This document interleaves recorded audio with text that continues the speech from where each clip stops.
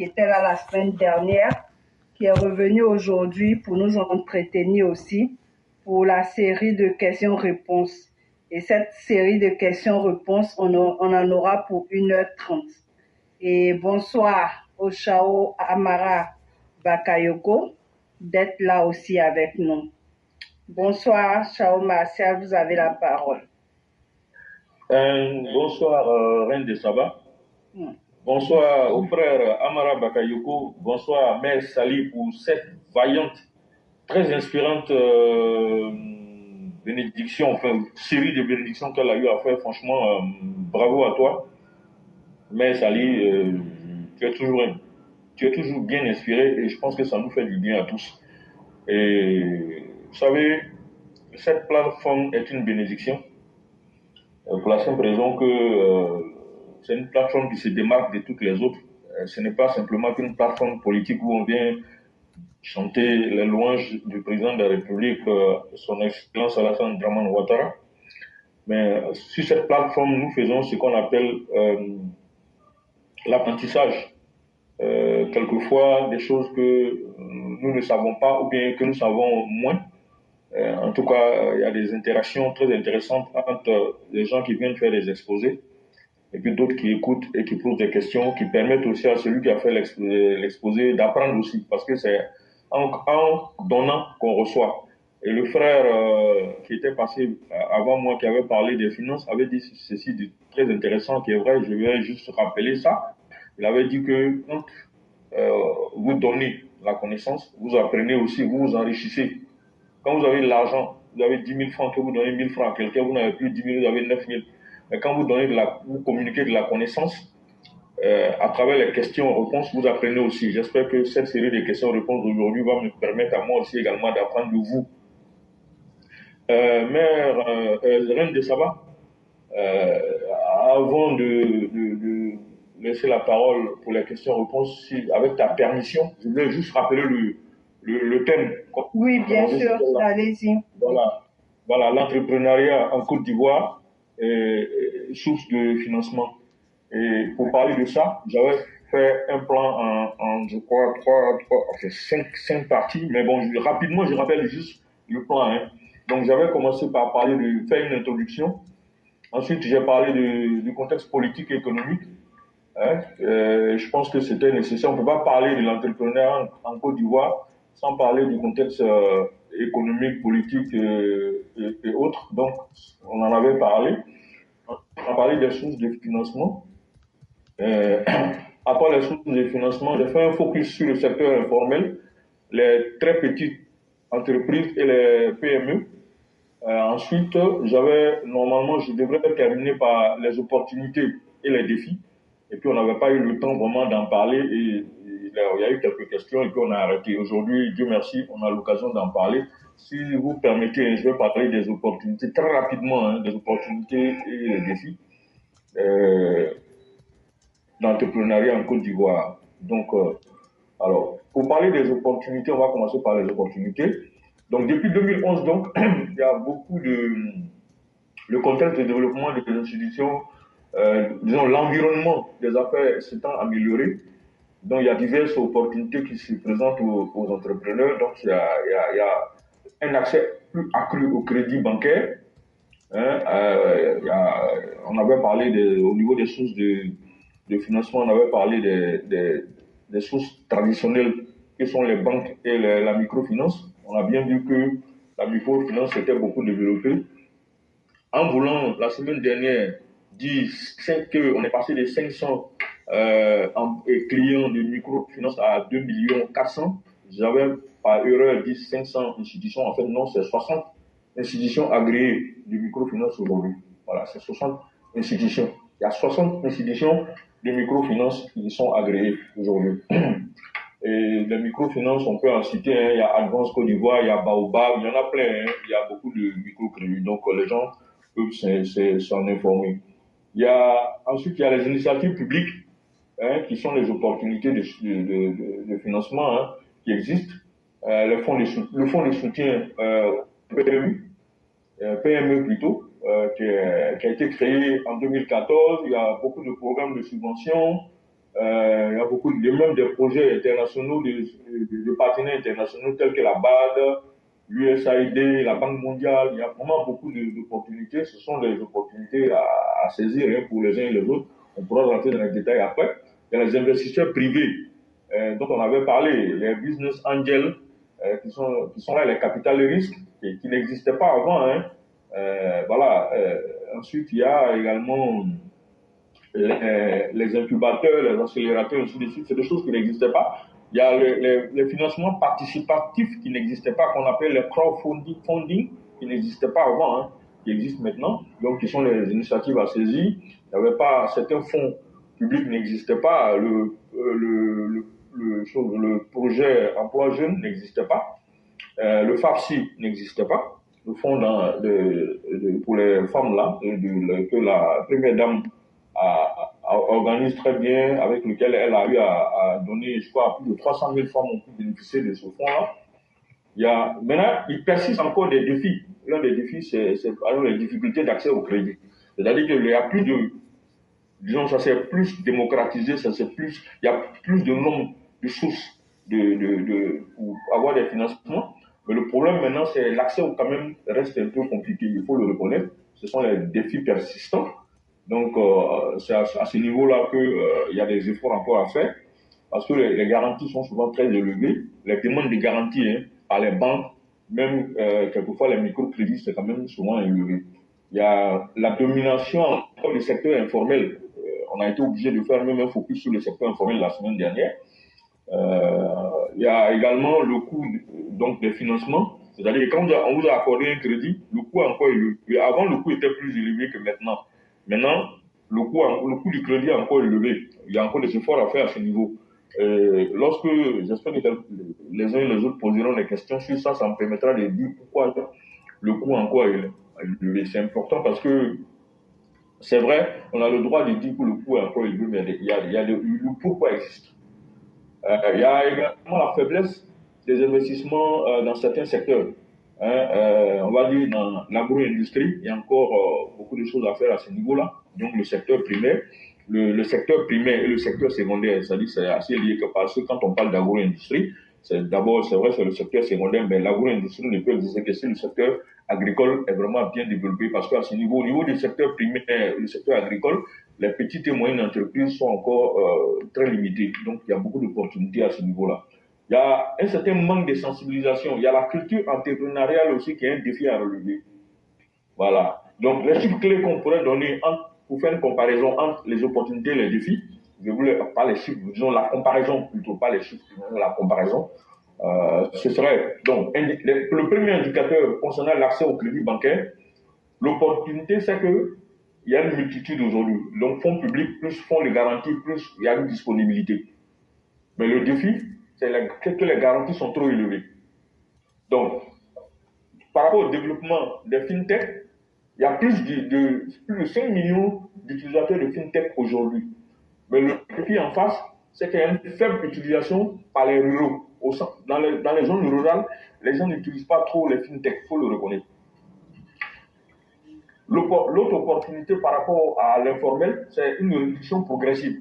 Il y a une réduction progressive qui est en train de se faire, mais c'est encore lent. En face, le défi, c'est qu'il y a près de 80% des entreprises qui sont encore dans l'informel.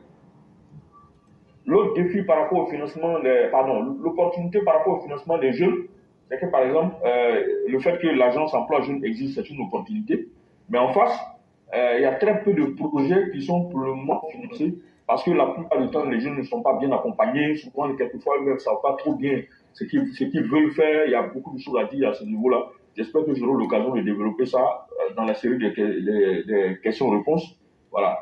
Quel autre problème qu'on peut soulever? Les solutions, on va dire, les perspectives d'avenir, c'est que, par exemple, c'est de faire en sorte que les garanties, là, il faut réduire le niveau des garanties. Réduction des garanties et faciliter davantage les prêts. C'est ce qu'il faut faire. Mais en face, pour que les prêts soient facilités, il faudrait qu'en face, ceux qui sont destinataires des prêts se mettent aussi à la hauteur. Parce que souvent, les gens ne sont pas à la hauteur, c'est un peu compliqué. Je crois que quelqu'un disait la semaine dernière que vraiment, est-ce qu'on ne pouvait pas laisser tomber les histoires du business plan? Je lui avais répondu que s'il n'y a pas de business plan, non seulement on ne peut pas financer, mais s'il n'y a pas de business plan, ça veut dire qu'il n'y a pas de boussole. Ça veut dire qu'on va, c'est comme si on jetait l'argent par la fenêtre. Voilà, et c'est la plupart du temps, nos affaires ne vont pas très loin. Même quand ça marche, qu'on arrive à se nourrir avec des petites affaires on met en place. Comme il n'y a pas de business plan, comme il n'y a pas de fil conducteur, en général, on reste dans l'informel comme ça n'avance pas, il n'y a pas de comptabilité, c'est pas clair, on ne peut pas se développer dans ces conditions-là. C'est un peu plus compliqué. Voilà, on verra après. Maintenant, les solutions aussi, donc, j'ai dit, il faut renforcer les fonds de garantie, mais il faut en même temps facilitation des crédits. Ça, ce sont les perspectives de solutions. Mettre en place des prêts, même carrément, des prêts non garantis quelquefois. C'est-à-dire, pour les micro-entrepreneurs, les tout petits, on met en place vraiment des petits prêts sans demander trop de garanties aux gens, on leur donne ça. C'est-à-dire des petits montants. On détermine le montant, on peut commencer par un montant d'1 million, et puis après on peut monter peut-être à 2 millions, peut-être à 3 millions, et après 5 millions. Il suffit que la personne montre les jeunes qui vont bénéficier de ces prêts-là, montrent un peu de maturité par rapport à l'utilisation des fonds qu'on leur aura donnés sans garantie. Voilà. Maintenant, il y a la digitalisation aussi qu'il faut vraiment développer davantage. Je pense que la loi de 2023 qu'on a appelée Startup Act pourra aider dans ce sens-là. En tout cas, le contexte, ou du moins le texte juridique, le texte existe. Maintenant, il s'agit pour le gouvernement de promouvoir justement cette digitalisation-là pour que l'entrepreneuriat puisse se faire un peu plus facilement. Maintenant, le plus gros défi, c'est l'intégration de tout la plupart des pays africains ont, mais particulièrement la Côte d'Ivoire. Donc, la problématique, donc, c'est lié, comme on l'a dit tout à l'heure, 80% des entreprises. Donc, il faut simplifier les démarches administratives pour la formalisation. C'est-à-dire, encore une fois, c'est vrai, il existe un guichet unique pour faire au niveau des CPC, tout ça, machin, mais il faut encore faciliter, diluer davantage, faire en sorte que certains actes, on puisse les obtenir le plus facilement possible pour inciter les jeunes, en tout cas les gens, à sortir de l'informel pour aller vers le formel. Et puis, il faut adoucir la fiscalité sur les entreprises informelles pour les pousser à venir dans le formel. Et c'est ce que j'appelle l'incitation fiscale. Il faut une certaine incitation fiscale. Donc, offrir des exonérations fiscales, voilà, temporaires aux petites entreprises qui se formalisent. Dire que, bon, si vous vous formalisez, au lieu de payer pendant 2 ou 3 ans, vous n'allez pas payer tel impôt. Par exemple, impôt sur le bénéfice, vous n'allez pas payer. Ou bien même si vous devez payer, ça peut être un forfait. Si vous faites un chiffre d'affaires de temps, vous allez payer un forfait, ainsi de suite. Donc, je pense que c'est des choses qu'on peut faire, mais il faut surtout vulgariser l'information. Parce que le problème, justement, de notre gouvernement, c'est qu'ils font de très bonnes choses. Vous pouvez vous rendre compte, et nous tous on voit, on en parle tous les jours sur notre plateforme. Même moi-même en préparant, j'avais un certain nombre d'informations, c'est vrai, sur l'entrepreneuriat, mais en préparant le panel, j'ai découvert des choses sur le plan juridique et tout ça. Et je me suis rendu compte que, au fond, les gens, ils sont assis sur des bonnes choses et ils ne communiquent pas. Ils ne vulgarisent pas les choses. Et ça, c'est très, très dangereux. Maintenant, bon, j'ai déjà abordé la question de la diversification des sources de financement. Hein. Voilà, il faut encore diversifier davantage, encourager, informer les gens sur l'existence de certains crédits. Et puis, il y a des secteurs d'activité qu'on aimerait bien voir, surtout les secteurs où on veut que les jeunes puissent investir pour justement faire baisser le chômage. Donc, c'est d'encourager aussi ces secteurs-là, le financement des entreprises dans ce qu'on a appelé le financement vert. C'est-à-dire faire dans ce domaine-là. Quand tu n'es pas encore fatigué, quelqu'un a son micro qui est ouvert. Hein. Voilà. Bon. Renforcement des capacités des entrepreneurs. On a parlé de culture entrepreneuriale. Il ne peut pas donner de l'argent à des gens, ils ne peuvent pas aller loin s'ils ne sont pas formés. Vraiment, il faut que la formation aussi. D'accord. Doyen Martial. Allô? Oui, j'écoute. Excusez-moi, monsieur Ousmane, c'est pour poser des questions par rapport à l'entrepreneuriat, par rapport au thème. Bon, vu qu'on en a pour 1h30, on va aller rapidement. J'ai fini, hein. J'étais en train de conclure. Donc, je D'accord. voulais juste dire que, voilà, donc, je conclue, hein, c'est fini. Voilà, renforcer le partenariat public-privé, j'en ai déjà parlé, donc c'est pas la peine. Maintenant, les gens peuvent poser les questions, bien fini. Ok. En fait, j'ai fait monter doyen Amara Bakayoko parce que la dernière fois, il y avait des préoccupations et nous n'avions pas le temps vraiment de débattre de cela, raison pour laquelle il est là. Doyen Amara Bakayoko, on vous écoute pour votre question. Après, ça sera au tour de Monsieur Ousmane. Pour tous ceux qui veulent poser des questions par rapport à l'entrepreneuriat, par rapport aux sources de financement, par rapport aux domaines d'activité qui sont rentables en Côte d'Ivoire, par rapport à la diaspora qui veut aller investir en Côte d'Ivoire, faites votre demande et nous allons passer. Et chacun, pour chaque personne, à 5 minutes pour les questions et les réponses. On va aller rapidement aujourd'hui. Donc, Amara Bakayoko, vous avez la parole.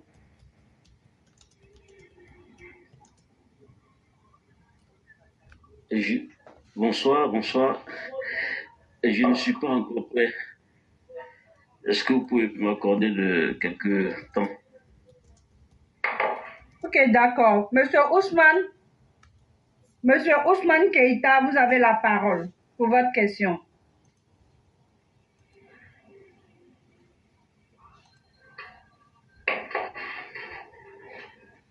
Monsieur Ousmane n'est pas encore prêt? Ok, moi je vais aller avec ma première question. Doyen Martial, quelles sont les causes des faillites des startups? C'est tout, c'est fini? Oui, pour l'instant. D'accord. Alors, je pense que j'ai déjà répondu même plus ou moins à cette question-là avant même que vous la posiez parce que, en fait, la plupart du temps, c'est même pas que les startups, la plupart des entreprises, les fermetures d'entreprises, des faillites viennent du fait que on s'est pas bien préparé avant de se lancer dans l'entrepreneuriat. Très rapidement, je vais donner quelques conseils pratiques. Profiter pour donner quelques conseils pratiques. Parce que on ne s'est pas bien préparé, ça veut dire quoi? Les gens, souvent, ils n'ont même pas de business model. Eux-mêmes, ils ne savent pas trop. Ils se lancent un peu sur, on va dire, un coup de tête, sans préparation véritable, sans évaluer, on va dire, leurs forces et faiblesses. Il y a plein de choses que les gens ne font pas avant de se lancer dans l'entrepreneuriat. Et c'est vraiment là l'un des gros problèmes. Donc, ils ne comprennent même pas souvent le marché même sur lequel, le segment, le marché sur lequel eux-mêmes ils vont évoluer. Ça, c'est vraiment très important. Les gens n'ont pas de business plan, ils n'ont pas de business model. Je vais expliquer ce que c'est qu'un business model. Voilà. Donc, vraiment, les gens se lancent un peu. Bon, j'ai vu, je vois que par exemple, tel secteur d'activité s'en sort, ça marche. Tout le monde vend, je ne sais pas, je prends un exemple, tout le monde, là, les restaurants marchent, donc moi je vais ouvrir un restaurant. Ok, c'est bien. Restaurant, c'est sûr que les gens mangent tous les jours, forcément, a priori, on se dit ça va marcher. Mais ça peut ne pas marcher si vous n'êtes pas bien préparé. Et c'est là où, justement, on a besoin de quelques conseils. Donc, je profite pour donner quelques conseils rapidement. Ce qui fait que vous pouvez aller loin, c'est d'abord de comprendre le marché, le segment, c'est-à-dire dans lequel vous allez évoluer. Il faut d'abord faire une analyse des besoins. Une étude de marché. Une étude de marché. Avant même d'analyser à l'étude de marché, il faut d'abord même, à l'idée même là, il faut d'abord voir quels sont les besoins locaux. Les besoins dans le secteur, c'est-à-dire par exemple la restauration. Si tu veux faire de la restauration, quels sont les besoins? Parce que si tu ne sais même pas quels sont les besoins, il y a beaucoup de restaurants. Les gens préparent, chacun fait pour lui. Toi, tu dois faire le tour, par exemple, d'abord des restaurants, de beaucoup de restaurants. Et tu essaies de regarder, il y a plusieurs gammes de restaurants. Il y a des restaurants de bas de gamme. Il y a des restaurants de moyenne gamme. Et puis, il y a gamme supérieure, ainsi de suite. Donc, il y a des restaurants, quand on va là-bas, l'entrée même fait déjà 10 000 francs CFA. Or, il y a des restaurants, avec 10 000, tu peux faire moyen 3, 4 personnes, 5 personnes même. Donc, vous voyez que quand vous ne savez pas où vous allez là, vous allez vous lancer et puis vous mélangez les pétales. Donc, là, quand je parlais tout à l'heure de ces 3 types de restaurants, on appelle ça la segmentation du marché. Donc, il faudrait savoir, en fonction de l'argent que tu as, le capital ou le petit fonds que toi tu veux le mettre dedans, en fonction de ça, tu dois savoir quel genre de restaurant tu veux faire. et où ton restaurant doit être placé. Et quand tu fais ton restaurant, est-ce que les gens vont venir manger sur place? Est-ce qu'il y aura des plats à porter? Est-ce qu'il y aura la livraison est possible? Parce qu'il y a eu l'évolution aujourd'hui, il y a les réseaux sociaux. On peut faire des livraisons, beaucoup d'hommes font des livraisons, la plupart des restaurants font des livraisons. Donc, quand vous avez fini de décider ça, maintenant après là, il faut rentrer dans ce qu'on appelle le business model. Je m'explique, hein, le business model, on ne le distribue pas forcément. Hein. On ne va pas aller, comment on appelle ça, on va pas, il n'est pas demandé de le, c'est quelque chose qui ne se, on va dire, comment j'appelle ça, on ne le publie pas, voilà, pour être plus précis, on ne le publie pas. Donc généralement, ce que les gens ils font, les gens font ce qu'on appelle, bon, c'est un terme savant, hein, mais je suis obligé de l'employer. Ils font ce qu'on appelle un business model Canva. Le business model Canva, c'est quoi? C'est que vous avez 9 blocs. Le premier, c'est le segment de clientèle. Oui, c'est ce que j'ai dit tout à l'heure. Après, le deuxième, c'est quelle est la proposition de valeur que vous voulez faire. Vous voulez proposer quelle valeur? Vous voulez faire un restaurant, mais vous, votre restaurant là-bas, c'est particulariser. Quelle sera sa particularité? Parce que si vous ne faites pas plus que les autres, c'est pas plus que les gens viennent dans votre restaurant. C'est clair, il ne suffit pas de bien préparer simplement. Voilà. Ensuite, quels sont les canaux de distribution? J'ai dit, on est sur place ou bien on va faire de la livraison.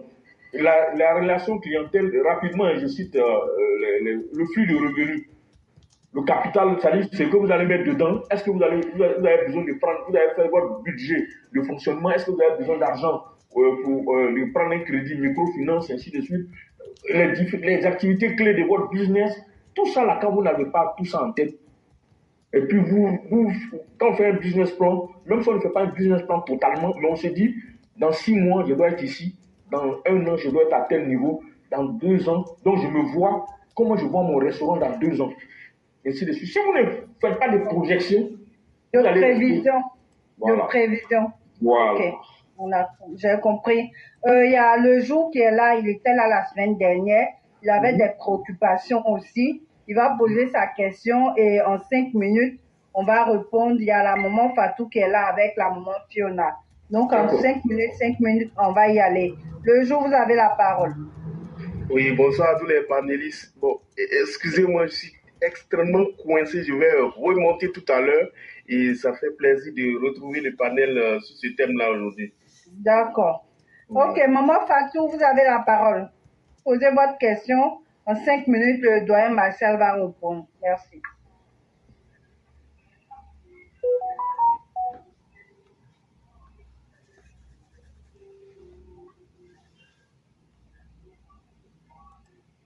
Ah, on dirait que son micro n'est pas ouvert. C'est maintenant. Ah, ok. Allô? Oui, on ne vous entendait pas, madame. Oui, bonjour. Je vais Bonjour, madame. Je vais vous revenir. Ok. Je vais vous revenir. Excusez-moi. Décidément, les gens sont occupés. Maman Fiona, vous avez la parole. Moi, je n'ai pas demandé. Okay. Ah, c'est marrant. Ok, bonsoir la reine de Saba. Bonsoir. Martial, bonsoir à Amara. Bonsoir à tout le panel, tous ceux qui sont là. Et bonsoir à tous ceux qui nous écoutent. Bonsoir Fiona Kora, comment ça va? Ça va très bien, merci. Encore merci d'avoir été là dimanche dernier. J'ai raté une bonne partie. Et merci d'être revenu encore ce soir pour nous entretenir.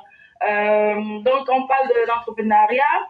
Et moi, j'ai une question, j'espère ne pas être hors sujet. C'est par rapport à cette idée de facture normalisée qui a été mise en place en 2019. Est-ce que, Martial, vous pouvez nous en parler? Et ma question, c'est est-ce que toutes les entreprises y sont soumises? Voilà, parce que je crois que c'était pour contrôler la fiscalité. Voilà, merci beaucoup. Oui, merci. La facture normalisée, non, toutes les entreprises ne sont pas comment on appelle ça, ne sont pas soumises à la facture normalisée. Non, toutes les entreprises. C'est généralement les entreprises qui facturent de la TVA ou la TPS, mais en général, TVA, ça englobe à la fois la TVA et la TPS. TPS, c'est taxe de prestation de services. Généralement, c'est ceux-là qui sont soumis à la facture normalisée. Je prends un secteur, par exemple, où la facture normalisée n'est pas utilisée, c'est le secteur des assurances. On n'utilise pas les factures normalisées dans le secteur des assurances, par exemple. C'est-à-dire quand on fait, c'est une taxe spéciale qui est utilisée là-bas. Donc déjà, c'est le secteur, vous voyez, quand c'est dans l'entrepreneuriat, c'est ce que je disais tout à l'heure, répondant à la reine de Saba, c'est qu'il faut se renseigner pour savoir si on est soumis justement au niveau de la fiscalité, ce à quoi on est soumis. Si vous ne cherchez pas à vous informer sur ça, vous allez vous mélanger les pédales. Donc, toutes les entreprises ne sont pas soumises à la facture normalisée. J'espère que j'ai répondu à la question. Hein. Oui, bien sûr. Merci beaucoup. Parce que comme il y a l'informel qui occupe une bonne partie de l'économie ivoirienne, et donc je pense que là, ça constitue un manque à gagner pour la fiscalité. Le gouvernement est trop fort, ils se sont rattrapés. Même Facebook, quand vous faites une publicité sur Facebook, là, vous payez TVA. Allô? Oui, d'accord. Donc, je veux parler, par exemple, de Facebook. Avant Facebook, c'est le prix qui est fixé là que vous payez. Mais maintenant, là, Facebook, quand par exemple, vous faites de la publicité, quand il vous envoie, lui, son prix, ou bien quand vous fixez un budget, vous devez ajouter 18% de TVA dessus. Sinon, vous allez être surpris. Au moment de payer, si vous n'avez pas prévu 18% de TVA, ça vous...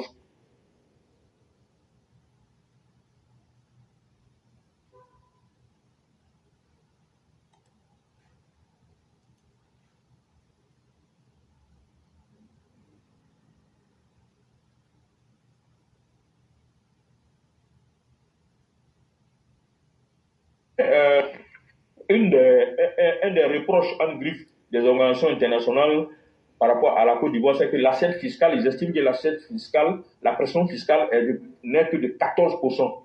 Donc, eux, ils voudraient que la pression fiscale aille jusqu'à 20%. Donc, ils veulent que l'assiette fiscale soit élargie. Le président a dit, OK, mais je ne peux pas le faire immédiatement, je le fais progressivement. Parce qu'il faut qu'on aille doucement pour ne pas justement faire mal, pour ne pas que la population ait mal. Vous savez que lui, il est toujours dans la logique de permettre aux gens de supporter doucement la fiscalité jusqu'à ce qu'on puisse atteindre un certain niveau. Donc, ils sont en train de travailler dessus.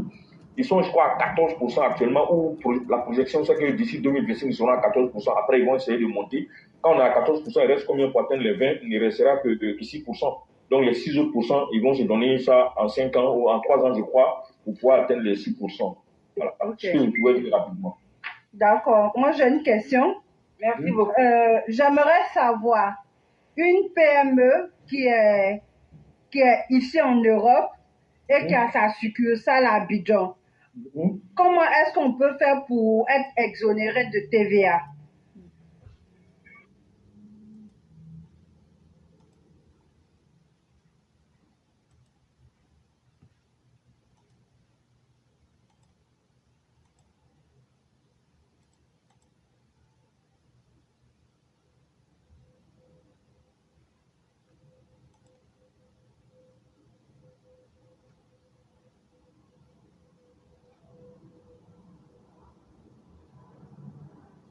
Lui, la Ouattara en 2000.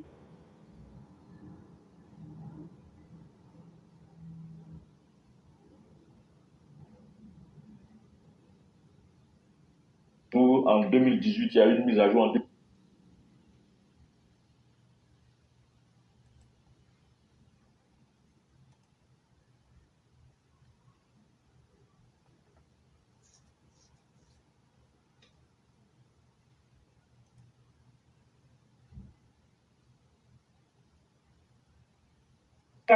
La facturation qui est faite directement, par exemple, au client direct, c'est-à-dire que, je prends un exemple simple. Si vous êtes dans la distribution, par exemple, vous vendez un produit que le client vient payer à la caisse. Ce genre de TVA, il n'y a pas d'exonération. Le gouvernement, l'entreprise n'est qu'un collecteur dans ce cas-là. Il va récupérer la TVA auprès du client, mais qu'il revient chaque fois au gouvernement. Maintenant, pour qu'on soit exonéré de TVA, il faudrait qu'on soit dans certaines conditions prévues par le Code des investissements. Voilà. Allô? Compris, d'accord, parce que lorsque vous arrivez en Europe, que vous faites des achats, normalement, il y a la détaxe à l'aéroport. Vu que vous ne payez pas les impôts en France ici, arrivé à l'aéroport, on vous reverse vos taxes, la TVA que vous avez payée sur certains articles. C'est par rapport à ça que j'avais posé la C'est pas la même question. chose. C'est pas du tout la même chose. Et pourquoi on vous reverse cette taxe? C'est parce que vous n'êtes pas établi en France. Ouais. Vous comprenez? Voilà, vous n'êtes pas établi. Là, vous me parlez de succursale. Parce que quand Non, on a une moi je dis succursale là, succursale parce que la base est en Europe et la filiale est en Côte d'Ivoire. C'est oui, par mais rapport la à ça. filiale étant établie en Côte d'Ivoire doit payer des impôts en Côte d'Ivoire. D'accord. Donc, elle ne peut pas être exonérée si elle n'est pas dans le. Il faut que ça se fasse dans le cadre du Code des investissements. D'accord. Ok, c'est compris. Monsieur Doubassi, vous avez la parole. Posez votre question en 5 minutes. Ok, bonsoir tout le monde. Bonsoir Martial, bonsoir Reine de Saba. Bonsoir à tous les panélistes. Ma question est très très simple. Après avoir niché, après avoir établi un budget de fonctionnement, selon vous, Monsieur Martial, quelles sont les stratégies pour générer des revenus? Pardon, excusez-moi, je n'ai pas compris le début de votre question, excusez-moi, s'il vous plaît. Je disais que après avoir niché, après avoir établi un budget de fonctionnement, quelles sont selon vous les stratégies pour générer des revenus? C'est ça la question? Oui, c'est ça la question. C'est très simple. Selon vous. Normalement, si cette question n'aurait pas. Vous n'avez pas besoin de poser cette question si vous avez fait ce que j'ai dit quand je répondais à la première question posée par la reine de Saba. Je disais ceci. Si vous avez ce qu'on appelle un business model et puis un business plan, à partir du business model jusqu'au business plan, en général, on a ce qu'on appelle une stratégie marketing. Donc, si vous avez une stratégie marketing, vous n'avez pas besoin de vous poser la question de savoir après avoir fait le budget. Maintenant, si vous n'en avez pas, ce qui n'est pas forcément une bonne chose, quand vous faites votre budget de fonctionnement, essayez de voir quelle stratégie d'apparaître. Normalement, dans votre budget de fonctionnement, vous devez prévoir également voilà.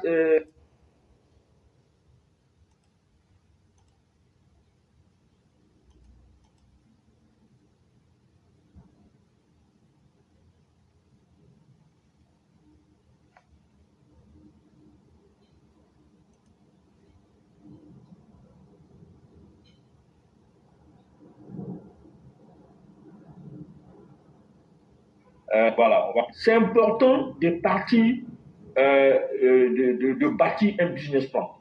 C'est très important. Ne vous dites pas que c'est quelque chose d'inutile. Et puis, quand vous bâtissez votre business plan, il faudrait que ce soit fait de façon honnête. Ça veut dire quoi? Ne vous cachez pas, ne cherchez pas à gonfler les chiffres ou à arranger les choses. Non. Faites les choses en fonction de vos forces et faiblesses. Donc, si vous avez fait un business model, le business model, c'est quoi? Comment vous allez faire pour créer de la valeur? Comment vous allez faire pour faire du chiffre d'affaires? Et pour pouvoir faire du chiffre d'affaires, il faudrait que vous vous posiez la question de savoir est-ce que les gens à qui je vais m'adresser ont un besoin dans le domaine dans lequel je vais intervenir? J'ai parlé de la restauration, on peut parler de boutiques dans un quartier, ainsi de suite. Il y a plein de choses. Donc, quand vous avez fini de faire ça, vous faites votre budget de fonctionnement. Là, dans votre budget de fonctionnement, il y a les charges de fonctionnement. Le courant, l'eau, le loyer, les charges de petit soir. Si vous êtes seul, bon, il n'y a pas de souci. Si vous avez une personne, une caissière ou encore, en tout cas, un collaborateur, vous allez payer la personne. Donc, quand vous avez fini de faire toutes ces charges-là, il y a des charges qui sont fixes, il y a des charges qui sont variables. Parmi les charges variables, là, la charge de publicité, là, est variable. Donc, ça fait partie des charges variables. Donc, il faut prévoir quelque chose par rapport à ça et puis prévoir une stratégie. Vous ne pouvez pas faire connaître votre faire une bonne stratégie, faire plutôt un bon budget sans tenir compte justement de comment vous allez faire pour chercher les affaires. Ça m'étonnerait. Si vous faites ça, c'est qu'il y a quelque chose qui manque. Ok.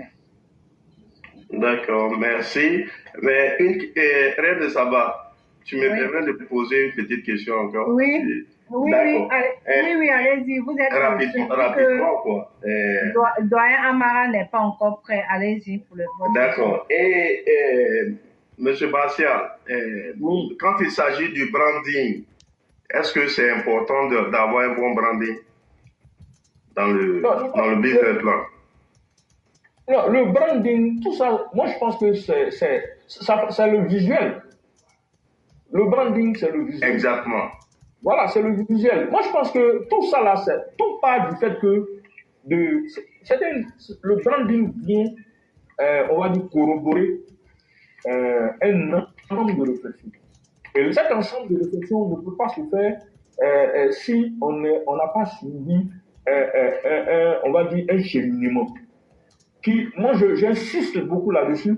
Si vous n'avez pas de business model, c'est un grand mot, hein, mais ça ne veut pas dire grand-chose. J'explique, hein, j'ai dit comment vous allez faire pour faire des chiffres d'affaires. Je vais simplifier. Business model, là, c'est un peu ça. Maintenant, pour faire des chiffres d'affaires, là, si les gens n'ont pas besoin de ce que vous voulez vendre, ils ne vont pas payer. Donc, vous devez chercher comment faire pour combler un besoin. C'est comme ça qu'on fait le business. Les gens sont là, ils réfléchissent. Est-ce qu'il y a un besoin ici? Oui, besoin. Mais comment je vais faire moi pour combler ce besoin? Comment moi je fais pour combler ce besoin de façon spécifique? Comment je fais pour pouvoir... combien il me faut pour commencer? Moi-même là, est-ce que j'ai un peu d'argent? Bon, ok, moi j'ai peut-être 1 million. Mais 1 million, c'est peut-être pas suffisant. Il me faut peut-être pour démarrer mon activité 5 millions. Donc je vais voir à côté de moi, est-ce que ma femme ou encore un ami ou encore un frère peut m'apporter de l'argent? Maintenant, sur quelle base? Soit il va faire partie du capital, soit il ne fait pas partie du capital, mais c'est un prêt, je dois lui rembourser. Quand on a fini de faire tout ça là, maintenant on se dit, mais ma société elle va s'appeler comment? Par exemple, ça va s'appeler tout.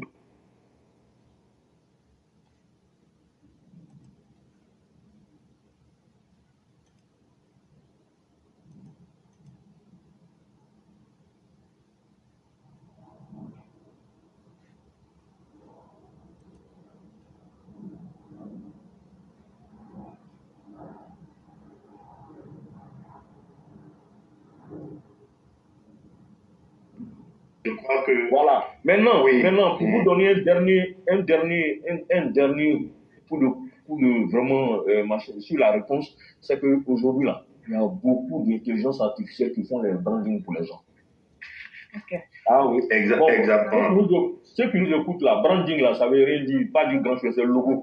Tu vas faire un logo. Voilà, exactement. Maintenant, il y a beaucoup de...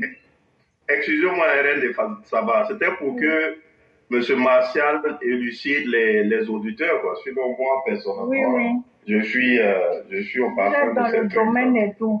On va prendre les questions-réponses vont prendre fin à 19h40.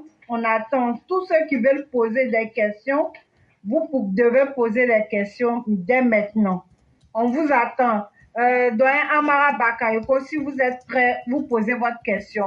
En 5 minutes, on va le répondre. D'accord, merci beaucoup. Bonsoir et bonsoir à tout le monde.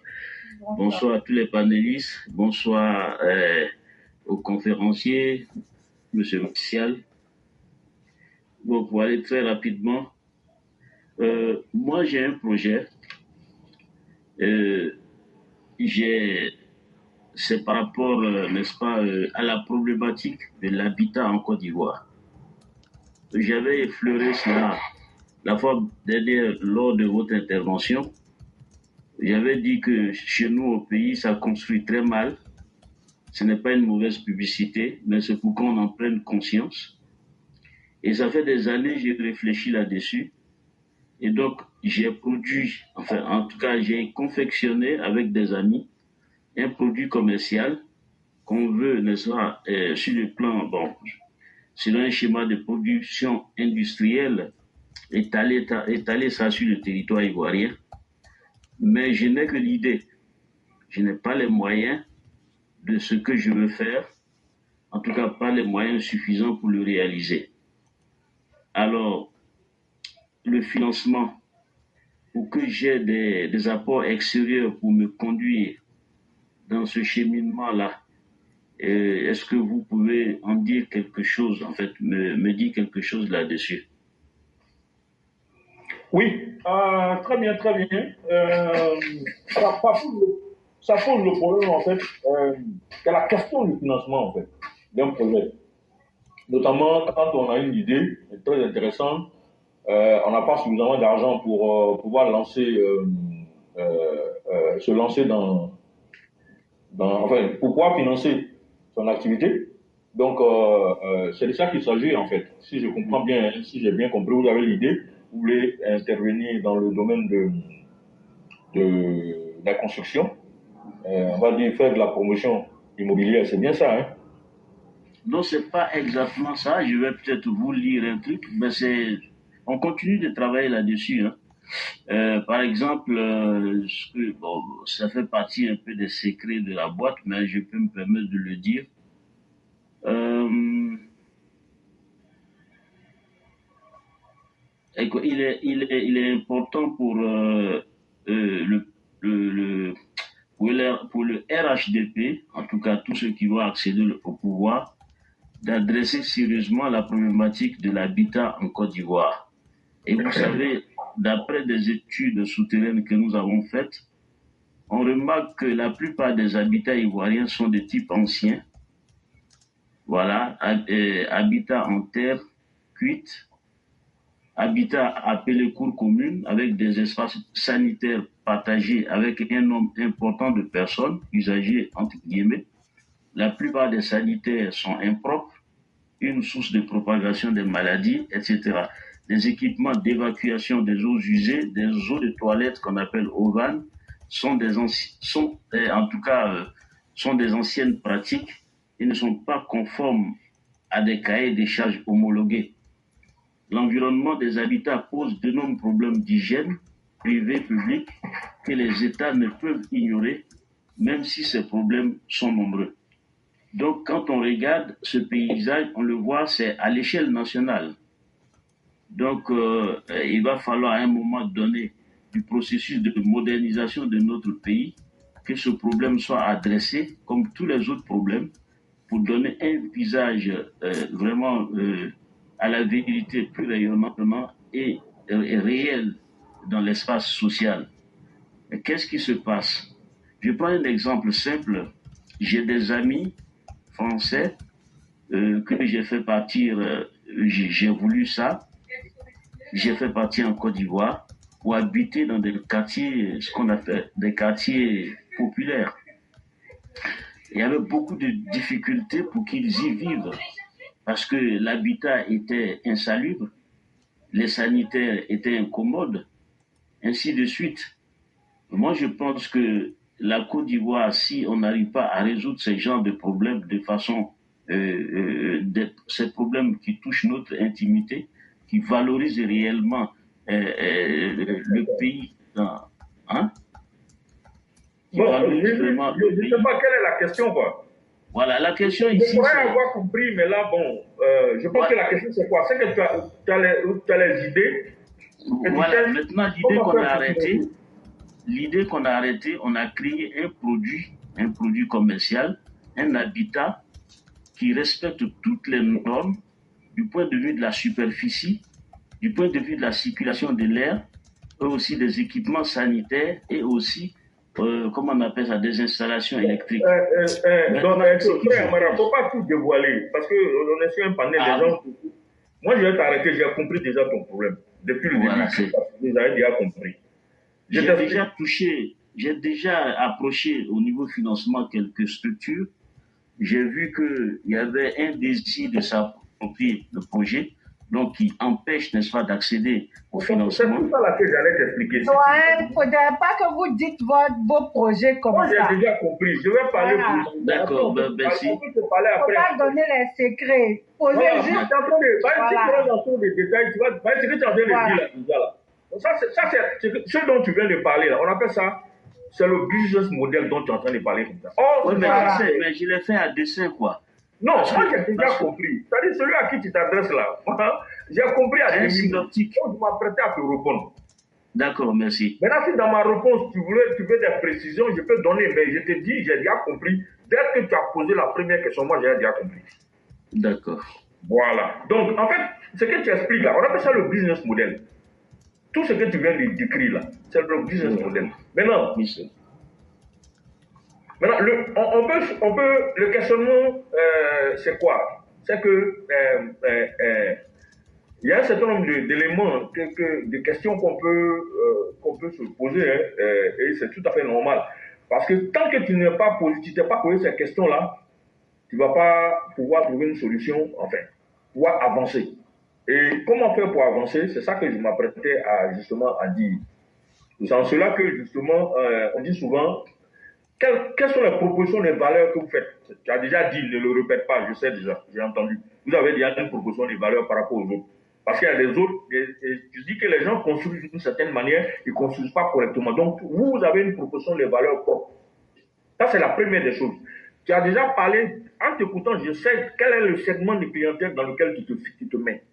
Ce n'est pas le haut de gamme, c'est le bas et le moyen gamme, des gammes. Si ce n'est pas ça, tu me dis non. C'est bien ça. Majoritairement, mais ça va jusqu'au haut des gammes. D'accord, il n'y a pas de souci. En t'écoutant, comme tu as parlé de coûts communs et tout ça, c'est pour ça que j'ai parlé de bas et moyen gamme. Maintenant, s'il y a le haut des gammes, s'il y a tous les segments, les trois segments, parce que je le divise en trois parties, hein, bas de gamme, moyen gamme, et puis, on va dire, gamme supérieure. Quand je dis bas de gamme, c'est pas péjoratif, hein, c'est juste pour pouvoir faire une classification, quoi, tout simplement. Voilà. Donc, si dans votre proposition des valeurs, vous avez déjà votre particularité par rapport à la construction des logements que vous voulez proposer à vos différents clients, c'est déjà une très bonne chose. Ça, c'est un. Vous avez maintenant les canaux de distribution sont plus ou moins connus, c'est les canaux, on va dire, ordinaires que tout le monde connaît. Maintenant, quels sont les revenus? C'est là, c'est le, comment on appelle ça, c'est le nerf de la guerre. C'est là-bas que tout le problème, voilà, le nerf de la guerre, c'est l'argent. Donc, c'est à ce niveau-là que le problème va se poser. Donc, je disais que, par rapport au financement, j'ai parlé de beaucoup de financement. Dans votre cas, si vous avez vous préparez un bon speech sur votre business modèle, après vous faites un bon plan, un bon business plan, et quand pour pouvoir faire lever des fonds, ça c'est vraiment là, frère Bakayoko, tu m'amènes à parler de quelque chose que j'avais souhaité parler, dont j'avais voulu parler, c'est la levée des fonds. Comment faire pour lever des fonds? Donc, on a déjà dit, vous devez identifier votre business. Vous avez besoin de combien pour votre projet. Maintenant, vous-même, en tant qu'entrepreneur, en tant que fondateur du business, vous pouvez donner combien et puis combien vous devez aller chercher dehors. C'est ça. Si vous ne savez pas de quel fonds vous avez besoin, là, c'est là que justement, c'est ça qui fait la difficulté, parce que j'ai tout ça en fait. Mais bon, et puis je dois pas tout dire, bon, comme vous le savez très bien, je le sais déjà, mais sur le terrain, j'ai déjà commencé à travailler, j'ai même déjà commencé des travaux sur mes propres fonds, mais au niveau de la levée de fonds, c'est pas facile, parce que on veut, en tout cas, me subtiliser mon projet. En fait, c'est pour ça, moi, je voulais vous proposer d'appeler le doyen Martial en inbox. Parce que les gens subtilent les projets. Et ça, vous avez donné trop de détails sur votre projet. C'est vrai. Moi, j'aimerais que vous contactez en offre, quoi. C'est mieux. Bon, rien que ça va. Je vais quand même donner rapidement comment on fait pour lever les fonds, pour que les gens comprennent. On ne va pas rentrer dans les détails. Je profite de l'occasion pour expliquer. Parce qu'il faut que les gens sachent comment on fait pour lever des fonds. Donc, il faut se préparer à ça. On a parlé des sources de financement, mais comment on fait pour aller chercher l'argent là? Lui, il dit les blocages. Bon. Je pense que le dossier, il y a quelque chose qui manque dans le dossier. Voilà pourquoi il est bloqué. Ils sont bloqués. Voilà. Bon, mais c'est pas grave. Comme tu as dit, on peut se parler en off, il n'y a pas de souci. Après, j'ai pas je crois que sur Facebook, on est amis, non?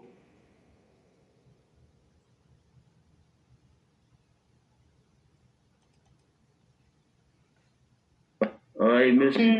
Voilà, je vais voir si je peux t'envoyer mon numéro de téléphone, comme ça on peut se parler sur WhatsApp. Ok.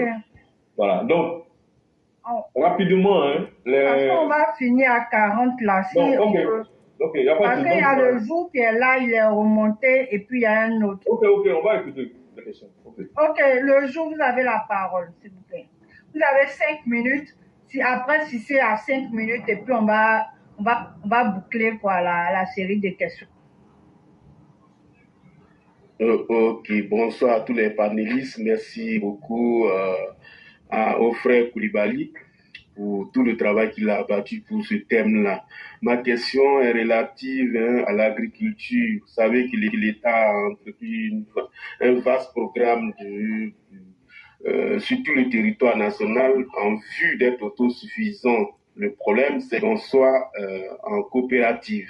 Et si moi, en tant qu'entrepreneur en agriculture, je souhaite avoir des fonds, est-ce possible qu'un seul individu, avec mon business plan que je vais rédiger, est-ce que ça va suffire pour pouvoir avoir des fonds aujourd'hui? Oui, ça dépend. Et puis c'est ce que je disais, ça revient encore au problème de lever des fonds. C'est-à-dire qu'avant tout, pour pouvoir lever des fonds, comme je l'ai dit, c'est une bonne chose d'aller dans le secteur agricole parce qu'effectivement, il y a beaucoup à faire là-bas, il y a beaucoup d'opportunités là-bas, il faut le reconnaître. Donc, je vous encourage déjà dans un premier temps. Ça, c'est la première des choses. La seconde chose, il faut que vous ayez une idée exacte de ce que vous voulez faire, le créneau dans lequel vous voulez vous mettre. Parce que quand on dit secteur agricole, c'est vaste. Qu'est-ce que vous voulez faire? Quels sont les besoins que vous voulez combler par votre activité d'entrepreneuriat? Ça, c'est la première question fondamentale. Vous construisez votre business model pour savoir comment vous voulez faire créer de la valeur. Et puis en même temps, régler le problème des gens. Parce que pour que les gens continuent de... Si on est sur TikTok là, c'est parce que ça règle notre problème quelque part de communication. Sinon on ne serait pas dessus. Si on va sur Facebook là, c'est parce que justement, on a des besoins de communication que TikTok, Facebook, tout ça arrive à combler. Donc, vous comprenez que dans le même domaine agricole, là, vous devez vous poser la question, les bonnes questions, c'est de savoir quels sont les besoins, par exemple, des paysans que vous pouvez satisfaire. En même temps, vous gagnez, non seulement vous leur rendez service, mais vous aussi, ils vous payent votre prestation de service. En tout cas, si vous vendez quelque chose, voilà. Donc, ça, c'est la première des choses. Maintenant, pour pouvoir avoir, il faut être transparent. Je vous ai dit, si vous finissez le business model, vous n'avez pas besoin de le distribuer. Tout le monde ne va pas savoir ça, c'est pour vous. Maintenant, le business plan, là, il faut qu'il soit vraiment un business plan transparent. Ça, c'est la première des choses. Il faudrait que ce soit sur des bases réelles et solides. Et parce que pour qu'un financier accepte de vous financer, si vous avez un business plan solide, généralement, on le fait sur 3 ans. Il y a la première année, il y a la deuxième année, il y a la dernière année. Donc, le business plan, quand il est bien monté, normalement, que les gens voient clair, ils voient où l'activité commence, où ça peut aller, ils ne vont même pas hésiter à vous financer. Ça, c'est vraiment important. Je prends un exemple simple où vous n'allez pas être financé. Non seulement votre business plan, il peut être très bien fait, mais vous demandez 50 millions, alors que vous-même vous apportez peut-être même pas 10 millions. Et vous demandez 50 millions, les gens ne vont pas vous donner. Je suis désolé, ils ne vont pas vous donner. Parce que vous demandez 5 fois ce que vous avez. Quelle garantie vous leur donnez pour que vous allez rembourser les 50 millions? S'ils vous financent les 50 millions... Martial, c'est ce problème que j'ai eu. C'est pourquoi moi je suis en train de financer sur mes fonds propres. Bon. Si vous financez les 50 millions, c'est que votre projet est tellement bien présenté, avec des choses tellement précises. Quand c'est comme ça, il faut le décomposer. Ne demandez pas d'avoir, c'est-à-dire les premiers financements dont vous avez besoin là. Parce que c'est ça, quand vous demandez gros un coup aussi, souvent les gens ne donnent pas. Il faut demander par portion. C'est-à-dire, vous divisez votre projet. C'est-à-dire, vous voulez réaliser une affaire par exemple, sur 1 an ou sur 2 ans. Vous demandez, au lieu de 50 millions, vous pouvez demander dans un premier temps, je prends un exemple, vous pouvez demander 20 millions, par exemple. C'est un exemple que je prends. Prenez 20 millions. Vous demandez 20 millions. Vous réalisez quelque chose avec les 20 millions. Après, même si vous demandez 50 millions, ils vont vous donner. Parce que si vous avez pris les 20 millions, qu'ils ont vu où les 20 millions sont rentrés, vous allez établir ce qu'on appelle la confiance. Et tout ça ne sera possible que si vous avez une bonne feuille de route. Pour avoir une bonne feuille de route en tant qu'entrepreneur, ce n'est pas simplement les idées. Ça ne suffit pas. Il faut mettre les idées par écrit. La meilleure façon de mettre les idées par écrit, c'est de faire un business model et après un business plan. Un bon business model doit découler sur un bon business plan. Et dans le business plan, il y a le plan de financement, mais il y a le plan de trésorerie. Parce que souvent, ce qui trompe les gens, là, il y a le plan de trésorerie, mais il y a comment faire pour avoir l'argent, comment faire pour que le business marche. Parce que quand je finis de construire les maisons, je les vends, donc on connaît les sources, les charges. Et comment je fais pour rentabiliser? Comment, vraiment, on pose les différents problèmes et on les solutionne par écrit. Ça sera tout, et justement, le business plan dans sa réalisation ne sera pas exactement comme ça a été fait théoriquement. C'est pour ça qu'on corrige. À la fin de chaque 3 mois ou chaque 6 mois, on corrige le business plan. Parce que rendez-vous compte que un budget de fonctionnement, quand on l'établit, on le suit, dans la réalisation, les choses ne tombent pas toujours pile poil. Par exemple, si vous dites que la première année, je vais faire un chiffre d'affaires, vous demandez 10 millions. Bon, vous avez demandé 10 millions, vous dites, bon, je vais faire un chiffre d'affaires, les 10 millions sont remboursables sur 3 ans. La première année, je suis convaincu que je peux faire un chiffre d'affaires de 10 millions. Mais bon, on va dire, je peux faire un chiffre d'affaires de 11 millions. Vous ne pouvez pas rembourser les 10 millions, mais vous allez rembourser, dans les 11 millions, vous allez rembourser combien la première année? Et l'année prochaine, la deuxième année, vous vous dites que je peux augmenter mon chiffre d'affaires de 50%. C'est-à-dire que je peux passer de 11 millions à, je sais pas, 15 ou 16 millions.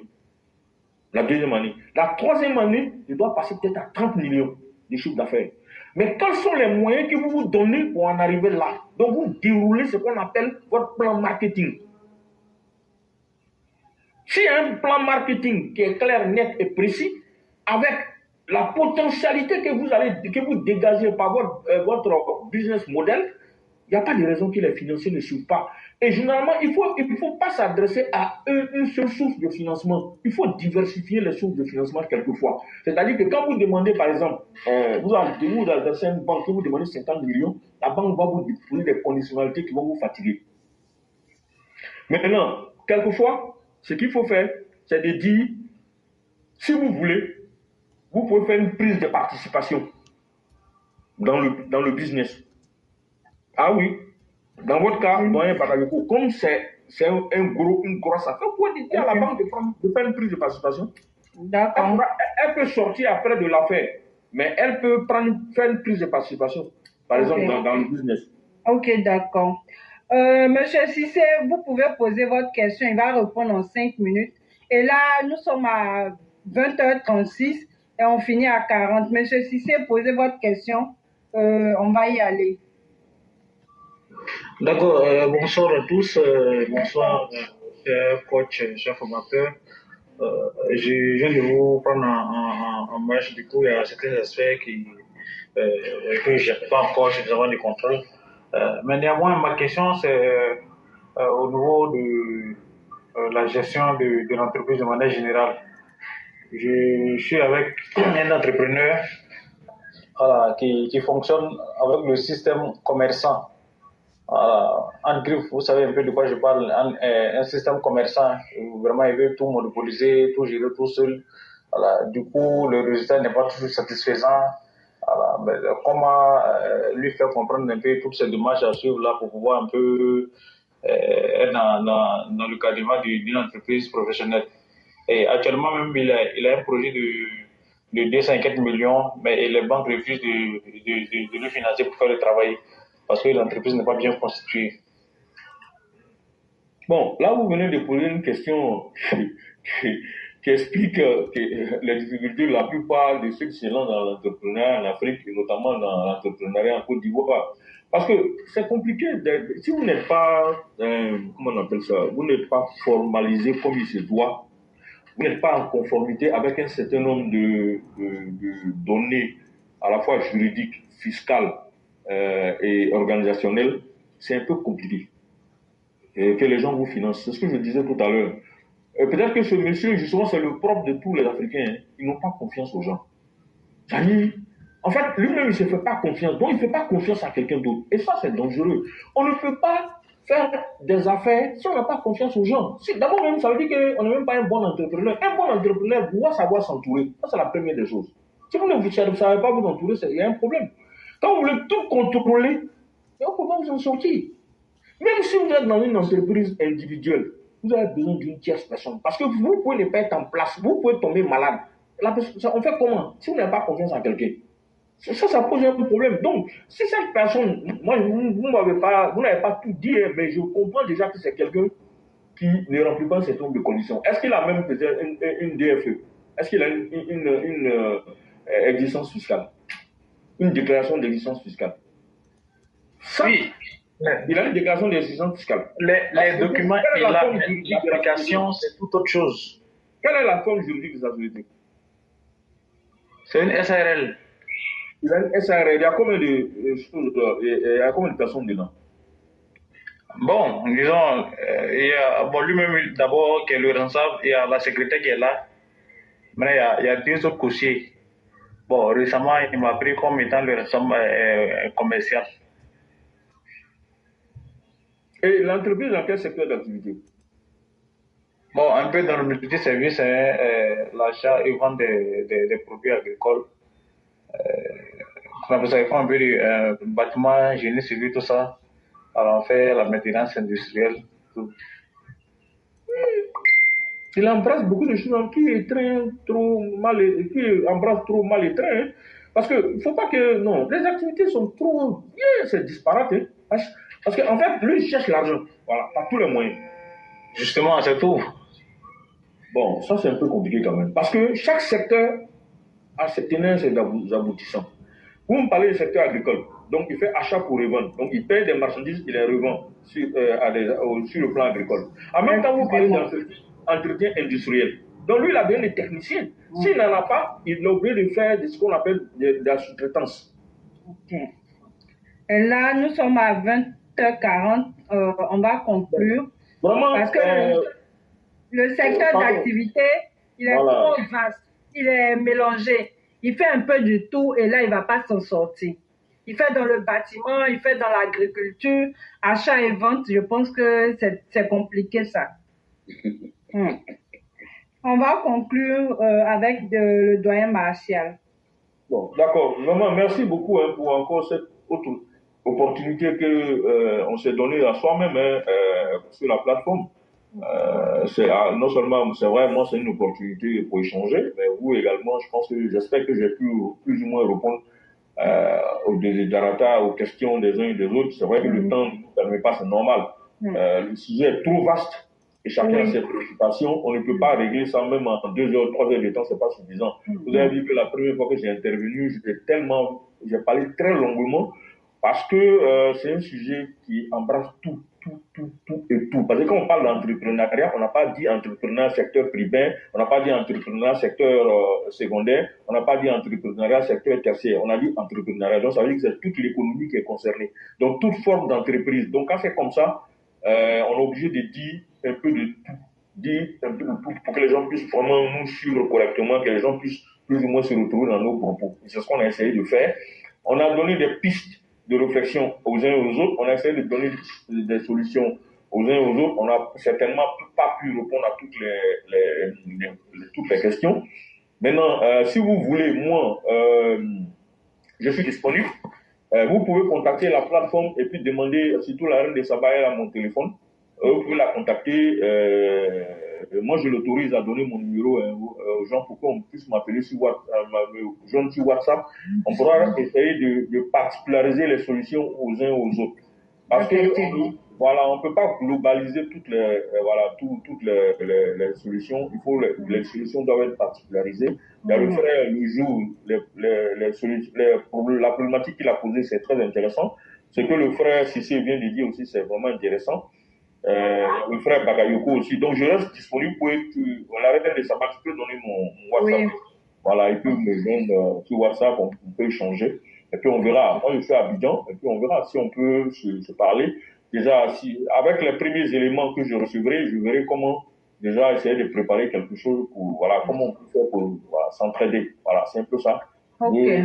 Je remercie la plateforme pour l'opportunité et vraiment que Dieu continue de nous inspirer positivement, qu'il continue de nous soutenir positivement, qu'il continue de nous permettre d'aller plus loin que nous le pensions, que nous puissions qu'on puisse être fiers à ce que nous avons apporté à nos parents, à nos frères, à notre dans notre pays et que vraiment le Papa d'eau ait longue vie, bonne santé toujours, qu'il puisse continuer à conduire le bateau Ivoire à bon port, que Dieu nous aide tous et vive la plateforme Éclaireur Pro Vérité. Voilà. Ok, merci. Merci à tous, merci à toutes. En fait, merci au doyen Martial de vraiment venir nous instruire encore une deuxième fois. Ce qui a été la difficulté, c'est que dans le domaine des projets, on ne peut pas tout dire sur une plateforme. Ça a été la difficulté déjà. Et les préoccupations étant diverses et les domaines étant divers, et le domaine, le thème est tellement vaste, on ne pourra même pas finir en une journée.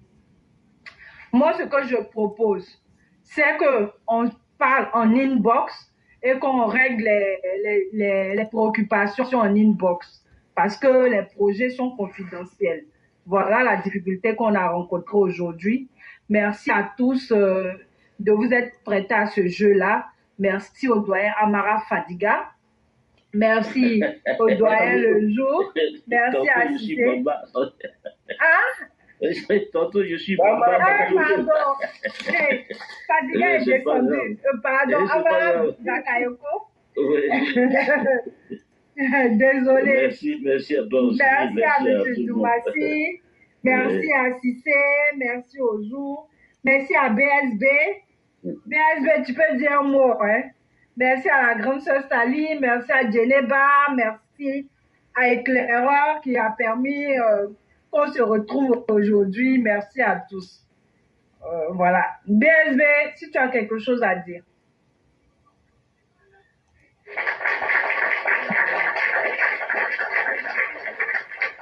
Je fais plus ça, crédit.